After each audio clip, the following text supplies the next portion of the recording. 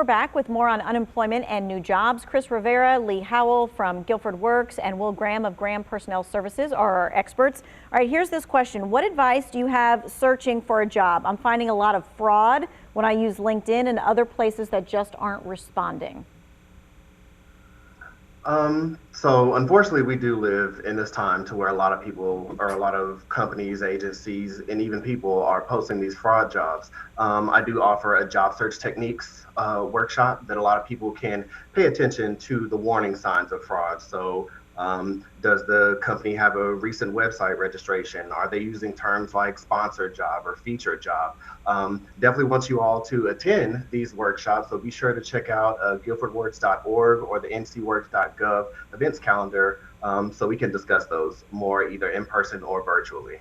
Yeah, and if anybody ever wants you to set up your bank account right away, that is definitely fraud. That is not going to happen. If you have to pay for the application or you have to pay for the uniform that you're going to use, that also is something that is not for real. So make sure you know that. All right, how about this? Someone's saying, I'm a senior. How do I get a senior job? Is there, sometimes employers used to not want to hire people that were older, or they would shy away from that. What are we seeing now?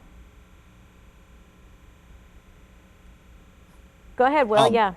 Yeah, you bet. So I think in the past there was seniors could have been overlooked, and I think that's something that occurred years ago. I do not think that's happening now. When I think of senior, the first thing I hear is they are very reliable, and they are more reliable than folks with maybe less experience. I think the number one thing that employers are looking for is reliability, people that they can count on, and then the folks that have the aptitude to learn. So I do think that that's a stigma that existed a long time ago, but I think that's been wiped away now. I would say apply, and folks are looking for people with experience.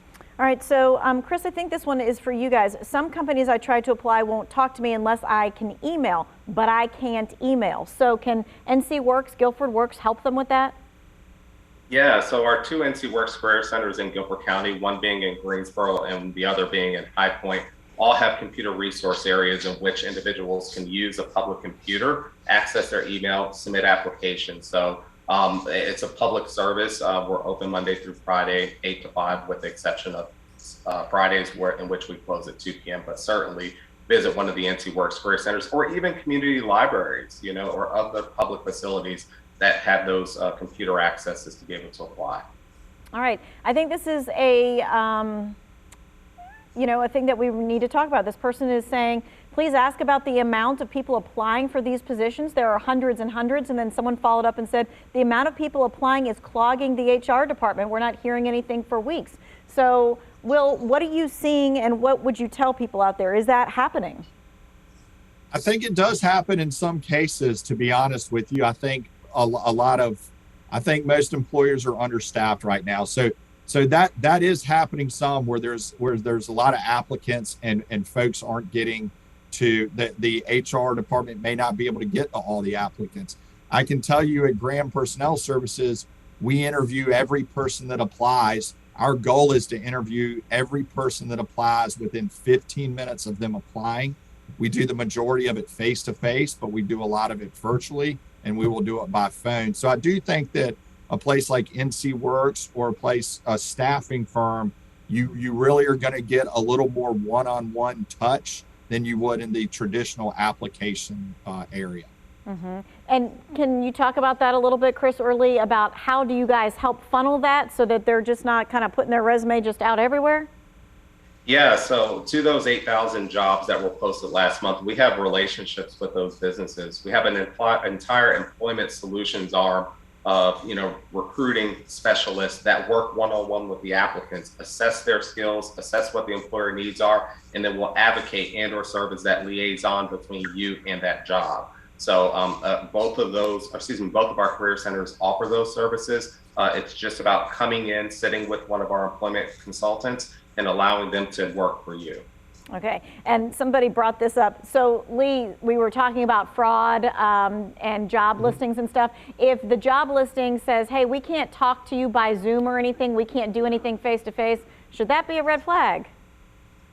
Definitely during this COVID day and age, I would say that that would be a red flag. A lot of companies, have transitioned to doing a lot of things virtually. So video conference interviews is one thing that employers are doing, especially for those who either live outside of the area or just want to maintain COVID regulations. So I would definitely say that that is a red flag. Right. I mean, school kids are using Zoom and things like that. Your job person who wants to hire you should be able to also use Zoom as well. So if they're not willing to talk to you one-on-one, face-to-face, that is definitely a red flag that that job listing is not for real. All right, we're going to take a quick break and we're going to continue on with your text questions when we come back.